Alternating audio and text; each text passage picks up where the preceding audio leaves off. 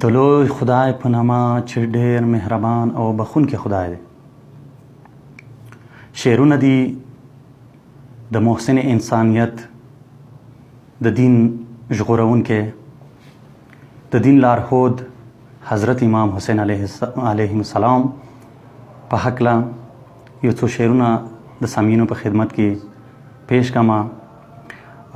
د خپل شعر نه وړاندې یو شاعر چې نوم یې دی ایوب صابر، نوموړی شاعر دی د اهل سنت، غواړم د هغې یوه قطعه ستاسو په خدمت کې پیش کړم. ایوب صابر وایي: اسونه د یزید وای، نیزې وای زما سر وای. اسونه د یزید وای، نیزې وای زما سر وای. اشور چې راشي دغه مشغولاته مې زړه کیږي. اشور چې راشي دغه مشغولاته مې زړه کیږي. اسیم ګناهګار یم خو چې ذکر د حسین وي. اسیم ګناهګار یم خو چې ذکر د حسین وي. کافر به یم صابره که خندا ته مې زړه کیږي. کافر به یم صابره که خندا ته مې زړه کیږي. یو څو شعرونه دي. د شعر مطلب دی چې په دین اسلام باندې دی ځان کړی قربان حسینه. په دین اسلام باندې دی ځان کړی قربان حسینه. ځکه یادیږي خو ستا نوم په ټول جهان حسینه. ځکه یادیږي خو ستا نوم په ټول جهان حسینه.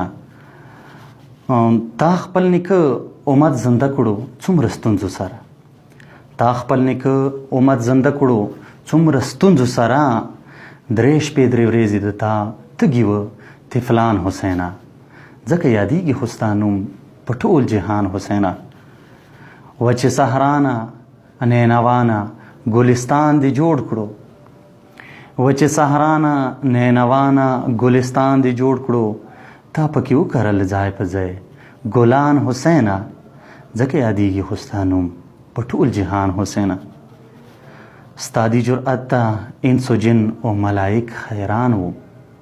ستا دی جرأت ته انس و جن او ملائک حیران وو. کله چې تا ویله نیزې سر کې قرآن حسینه. ځکه یادیږي خو ستا نوم په ټول جهان حسینه. د شعر مقطع دی چې اسف هم رحم ته دی ستاسو منتظر دی مولا. اسف هم رحم ته د ستاسو منتظر دی مولا. زما آقا زما رهبر زما جانان حسینه. ځکه یادیږي خو ستا نوم په ټول جهان حسینه. په دین اسلام باندې دی ځان کړی قربان حسینه. ځکه یادیږي خو ستا نوم په ټول جهان حسینه. ټول جهان حسینه.